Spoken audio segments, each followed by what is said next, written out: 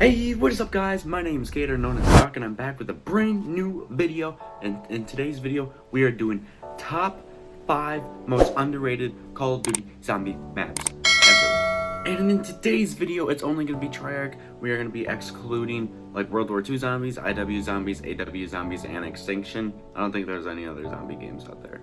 But we're not doing Extinction. No, if you like Extinction, leave right now. I'm going to be on it. But let's get straight into this. At number 5, we have Revelations. Revelations came out September 6, 2016. It was the 4th DLC of Black Ops 3, and this was to like end the storyline. This was to like end pretty much everything and all that. One thing about Revelations that it did really well, I guess you could say, was the wonder weapons. It was easy, it was fun. Pack-a-Punch was something brand new we've never seen. You just like randomly go inside a big monster. I don't know, I really loved how you could have the Thunder Gun and Apothecant Servant. This map is kind of like hinting towards like as an easy map. It's not really hard, it's very easy.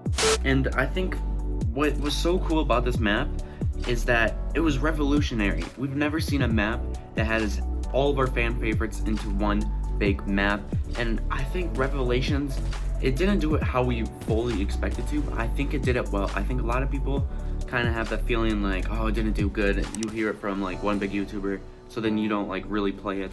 But Revelations did amazing for fan service. It did really well, but I think a lot of people are kind of underestimating it because it is really good compared to other maps like Shangri-La. I'm gonna be honest, I hate Shangri-La.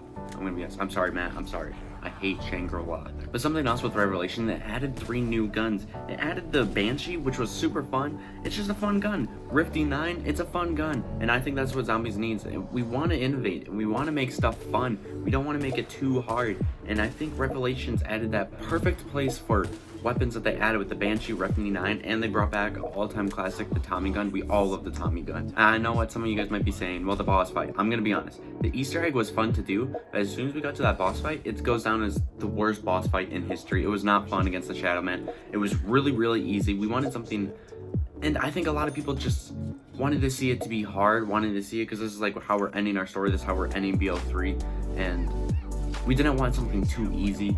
But I think still, if you look I think if you look completely past that, I do think Revelations is one map that is very underrated. Alright, now heading to the number 4 spots, we have IX, or known as 9. IX was released when BO4 came out, which was October 12th, 2018. And I think a lot of people, why they think this map is bad or not as good, is because you look at BO4 and it kind of failed. It failed off the start. You had 3 maps that launched right away, and you had it surrounded by bad maps. You had Voyage of Despair, you had Blood of the Dead, goes down as one of the worst maps in Call of Duty history for zombies.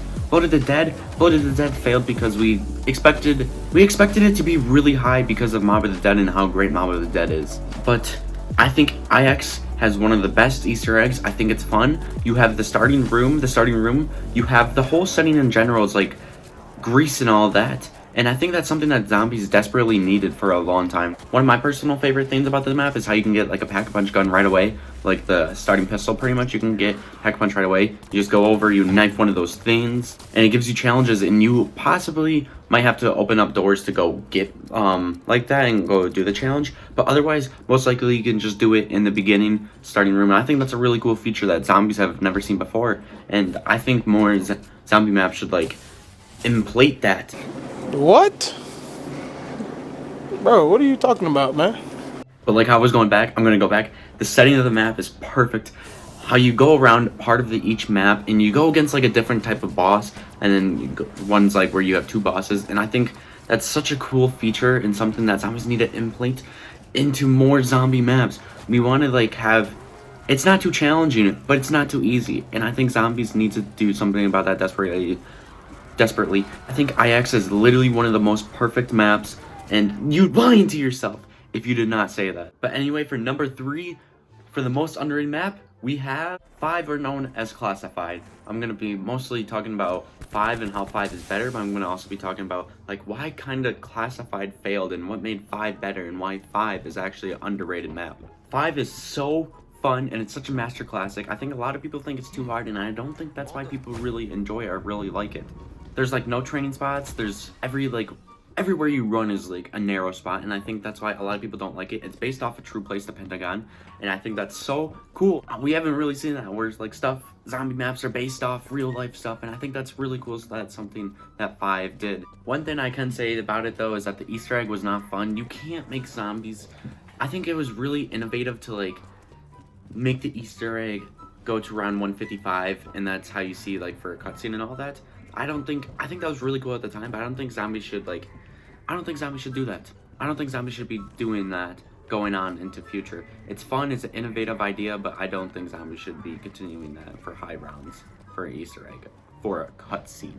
And one thing why I think Classified kind of failed, because I like the teleporters in 5. I think 5 is a really great addition for the teleporters. Like, you teleport and you have no idea where you could be going. You think you're on the bottom floor, you think you're gonna be on the middle, but no, you are up top. And I think that's why 5 was better than Classified, because you could take a teleport and you have no idea where you're gonna end up, and I think that just adds a fun, exciting, hard challenge, but not too hard to like where it's unplayable. Another thing is the Pentagon Thief in 5.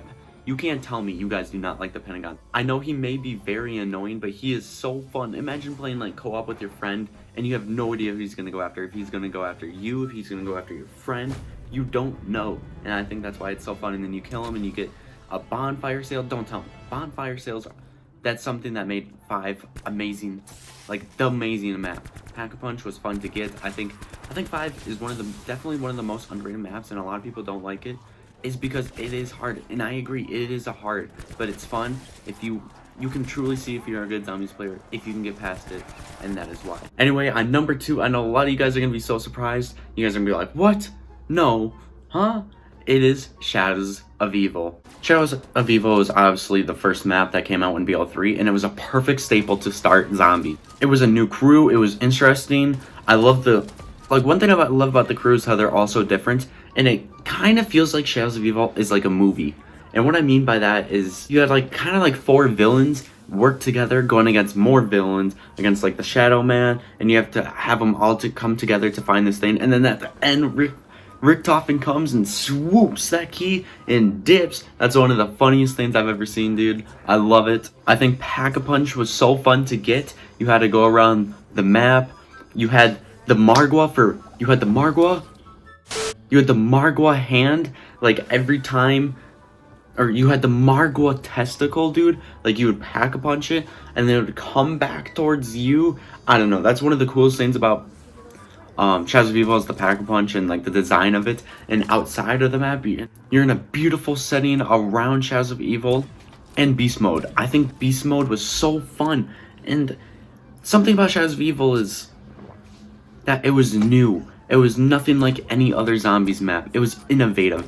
And I think that's why it was so good, is because we've never seen a zombies map do something like this before. And I think that BO3 didn't really keep up with that, and I think that's why a lot of people don't really like Shadows of Evil. I get it, it's hard, it's a big, complex map, but I think it was very innovative. I think it's really good. You either have 50% that absolutely love it, or you have 50% that absolutely hate it. But either way, if you look past all of that, Shadows of Evil is definitely an underrated map. Now, number 1 for the most underrated map in Call of Duty history, we have Nuketown! I know a lot of you guys are going to be surprised with Nuketown and why I chose Nuketown. You guys might be saying, oh, but it's hard. So hard. There's no barriers. There's not enough room. The perks fall. But I think that was so cool about Nuketown is you could either be getting Jug on round 0, 5, or who knows, you might be even getting on round 20. I think that's why it's so fun, because it's so random. You don't know. This is where truly good zombie players come out, I think. I think Nuketown is a base. I think it's a good map to start on, to start training if you are new to the zombie community. It's not simple, but it's very basic. And what I mean by basic is you have 2 houses, there's no rooms to sit in, you just train around at the back of like the orange house, and this is like where truly we see good players come out. You had the Ray Gun Mark II. I think this is one of like the first maps to introduce Ray Gun Mark II. It's really hard and really rare to get. I think it's like a 5% chance, but it's super fun, especially when you get it. Dude, you're just like boo, boo, boo, boo, boo all over. And I don't know, I just love it so much. Nuketown's such a great map. I don't know how you guys cannot like Nuketown. And guess what? It's Nuketown. Literally Nuketown multiplayer. Everyone's top 3 map. A lot of people would say Nuketown's their favorite Call of Duty map. It featured in Black Ops 1, Black Ops 2, Black Ops 3, and it was so good that it featured in Black Ops 4. Everyone loves Nuketown, dude. Nuketown's such a staple to zombies, and I think a lot of people don't like it. But I think you have to kind of look past that and look past how it's hard and all of that. But anyway, thank you guys so much for watching. I hope you guys really enjoyed this video. Make sure you guys go down in the description, go follow my socials, and go follow all of that. Anyway, thank you guys. I all hope you guys stay safe and healthy. Anyway, have a lovely day and peace. Bye.